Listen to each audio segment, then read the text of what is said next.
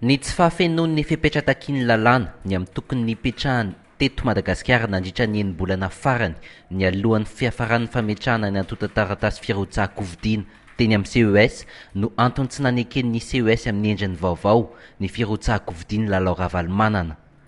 Tsy mahafeno ny fipetratakiany lalàna ahafahany mirotsaka-vidiana izy, noho izany ny fanapahana aotraray tsipika CES tsipika D tamin'ny 13/10/2024 dia tokony asiam-panitsiana ho ny fanapahany CES nivoaka ny sabotsy teo.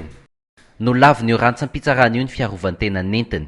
Ny sakana izay nambarany dia tsy azo everina ho antony tsy azo anoharana ho ny CES fa everina ho fipetraram-panjakana tsy tafiditra anatin'ny tandrifin'andraikitry ny fitsarana. Toraka izany ihany koa ny firotsahako-vidiany Didier Ratsiraka, ny Rado Rafalomanana, Cool Roger, Jules Etienne, Roseline Rasolovoangy ary Fleury Rakotomalala. Ahitana tsy fanajana ny lalàna ary noraisina tamina vaovao tsy marina tanatin'ny antota taratasin'ireo kandida ireo ny fanapahana aotraray tsipika CES tsipika D tamin'ny 13/10/2024 ny fitsarana, noho izany ambara fa foana ny firotsahana hofidiana. Momba ny kandida Andry Rajoelina, ny fahatarany ny fametrahany antota taratasy firotsahana hofidiana teny amin'ny foiben'ny fitsarana manokana amin'ny sahanany fifidianana no antony.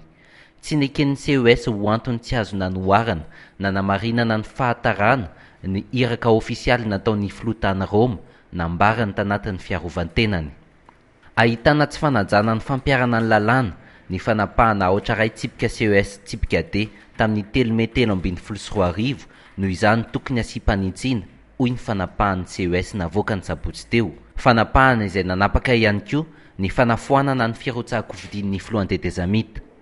Raha ny voalaza ny andin'ny fasivy tsipika 5 amin'ny tsy volana 13/2024 aotraotra roa manitsy ny lalàna momba ny fifidianana filoham-pirenena, afaka ny hanolotra kandida ampisolo-toerana izy valo ireo. 3 andro nanomboka tamin'ny sabotsy ny voahan'ity fanapahana vaovao no raisin'ny CES ity no ananan'izy ireo anaovan'izany, izany hoe hatramin'ny rahampitso.